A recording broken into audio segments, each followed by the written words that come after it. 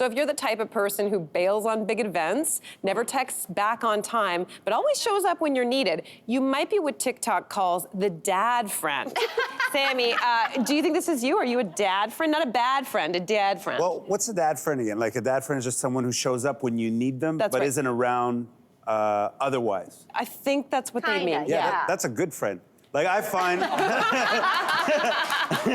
I find when they're not always harassing you.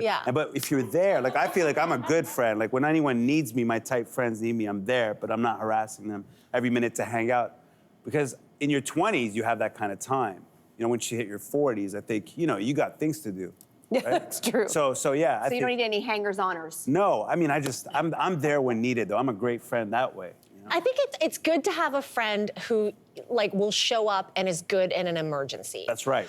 I think what some people are saying is, well, if I don't have an emergency, am I never gonna see you? Because this is the friend that doesn't check in on you. How are you? Just on a regular Tuesday. How are you feeling? How did it go at, like, the big presentation you gave at work or whatever? But I agree with you in the sense of, I am the friend, I think. I am the friend, and we all need one of these. And maybe you don't wanna be that friend, but I'll be that friend for you.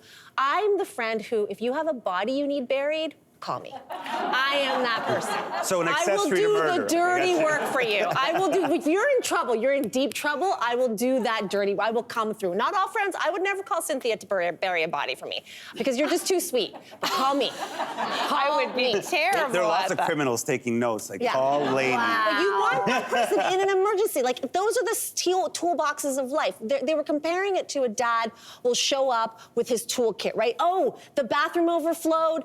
Oh, you have a flat tire. And sometimes in life, those life problems aren't necessarily fixable with a regular legal tool. Yeah. Wow, how did we get here, you guys? But I am that emergency friend, Yeah. But I think that we should take a little bit of pressure off of ourselves. That I don't think, you know, I always say if you want good friends, you have to be a good friend. But I also think that you can't be every kind of friend for everybody. That's right. Right? We all have our different strengths. Like, you might have the friend that's the good daily texter, checking in, everything's okay.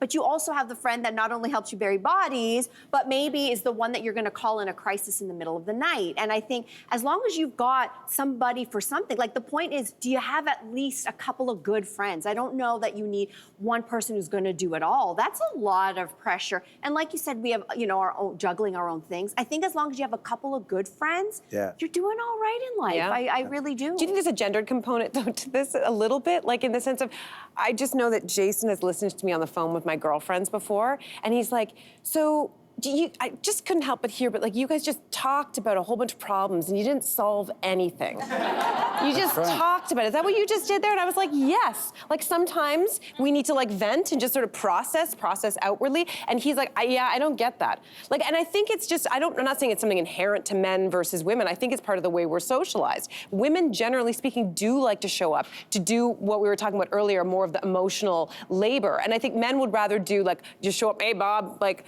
you know, let me hang up your thing. It's the fixer, like the men, like maybe there's men are socialized to fix a problem. Yes. Not talk it through and just hear you out, That's but to so fix true. the problem. Fix it. Whether or not it's the bathroom or something else you need It is done. I think there's a gender thing to it. You're right. Like, you know, women want, when there's an issue, they'll want to talk it out and have emotional growth, but not necessarily fix it. And you're like, why do we fix it? And like, men are like, let's fix this. You know, there's a leak. Call the plumber. Yeah, This will let's take an get it. hour. Yeah, We're in and let's get it out, done. and we could go have beers and That's play right. poker later. Yeah. You know, you know. So I feel there is a gender component. So that's why they call it a dad friend and not a mom friend. Yeah, Right? but I also think that it contributes, but it does contribute to misunderstandings because not all issues are fixable. You know, when, I don't know, if you're calling a girlfriend because you're having a problem in your love life, you know, I don't know what it is, you got into a fight about this. Oh, I don't know, I don't get along with his parents, for example. How do you fix that problem in 5 minutes? How do you take a screwdriver to that and just like repair it? You can't. Well, you're right. I think men also just don't like talking about issues as much, right? They hold it all in, you know? Whereas I think there's something fun about the fact that, you know, you can have that type of friend that you can sort of vent to and have a conversation with. So that's something I guess we got to learn as well to be able to balance. Get into your feelings. Yeah, just a little bit. Hey there, wasn't that great? Do you know where you can find some equally good content? Our YouTube page. It's filled with discussions, debates, and some laughs. Head there now, like and subscribe.